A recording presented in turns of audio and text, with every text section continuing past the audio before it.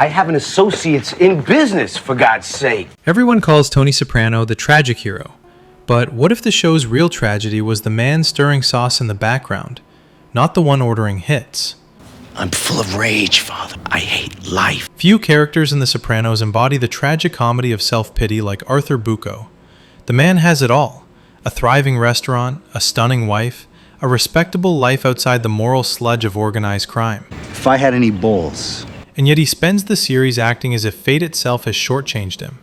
He is a monument to squandered blessings, a walking cautionary tale about the dangers of envy disguised as virtue. Artie's tragedy isn't that he's weak, it's that he insists on mistaking weakness for nobility. While his childhood friends turned to crime, Artie chose the honest path of labor and entrepreneurship. He should have been the show's quiet triumph, the one man who found success without a body count. Instead, he becomes a parody of middle-aged discontent, jealous, delusional, and perpetually one ill-advised flirtation away from ruin. Consider his behavior toward Charmaine, the hot piece of ass wife who not only tolerates him, but genuinely loves him. She is his anchor to decency and dignity. Go wait outside! His response? To chase unattainable young women, Martina, Adriana, the French hostess, like a desperate teenager trapped in a balding man's body. The futility of these pursuits isn't even the point. It's the hypocrisy that stings. He scolds Benny for sleeping with Charmaine while pretending moral disgust, as if he wouldn't leap at the same chance. Artie's moral compass doesn't point north. It spins wildly in the direction of his next fantasy. Because when the deal is done, the advertising money is... Even his suicide attempt, following the ill-fated $50,000 investment in the French conman's sister, feels less like despair and more like performance art. A grand gesture from a man addicted to the drama of his own misfortune. You need some startup cash, until the insurance settlement on a restaurant comes. Tony Soprano, who actually lives amid death, the trail, and the constant threat of prison, shows him the kind of loyalty most men only dream of. Artie repays it with whining, jealousy, and a rifle-wielding tantrum in a restaurant parking lot. Artie sees himself as a martyr of honest labor, surrounded by criminals living the high life. He mistakes his resentment for integrity. In his mind, the mobster's luxuries, cars, women, easy money, represent everything he's been unfairly denied. There's two endings for a guy like me. What he never grasps is that their wealth comes with a death sentence attached. The irony is almost poetic. While Tony and his crew spend sleepless nights waiting for subpoenas or bullets, Artie sleeps beside a faithful woman in a lawful bed, and still wakes up feeling cheated.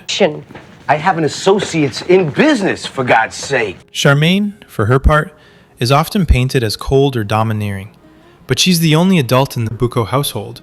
She sees through Tony's empty charm, refuses to be impressed by his dirty money, and expects her husband to act like a man rather than a boy playing gangster dress-up.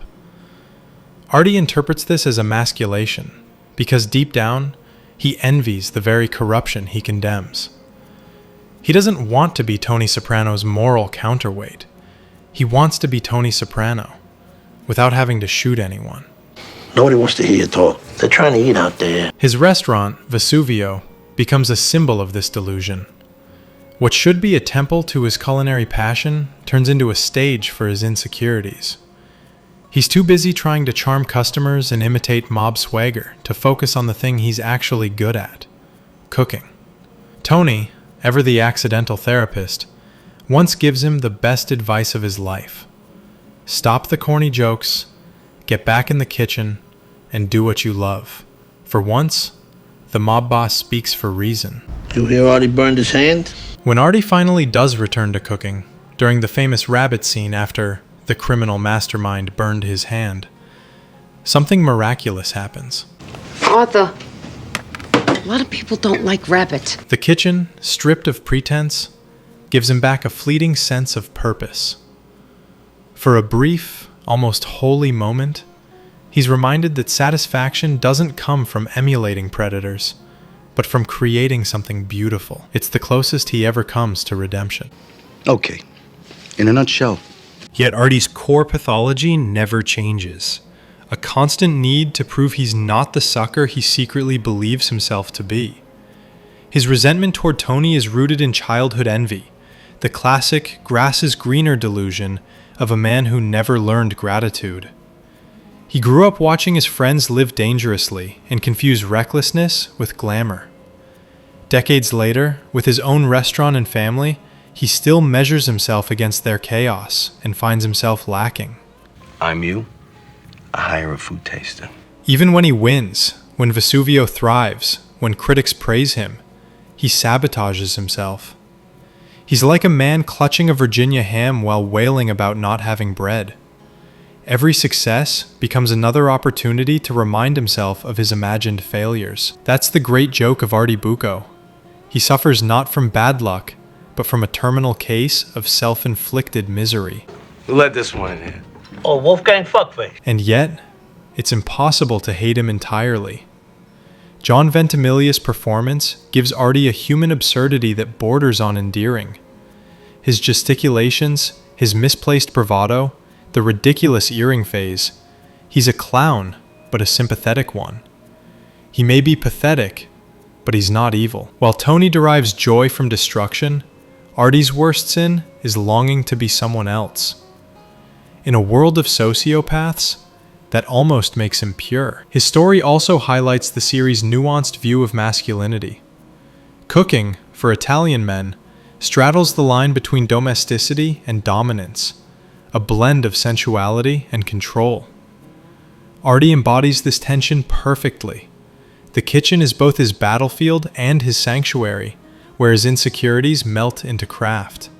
With the nice duck ragu. His tragedy lies in forgetting that the act of creation, feeding others, is infinitely nobler than the mob's endless cycle of taking. By the show's end, there's a glimmer of peace.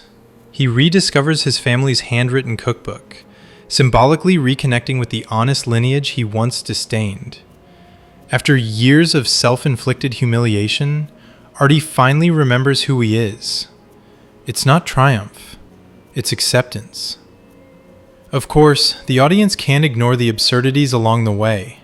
The fire that burned down Vesuvio, the miserable suburban exile with wallpapered walls and no pool, the station wagon instead of a Cadillac. He's perpetually one peg below where he wants to be. And that's precisely why he's compelling. Artie Buco is the everyman stripped of illusions, the living embodiment of going about in pity of himself. I've lost faith in everything.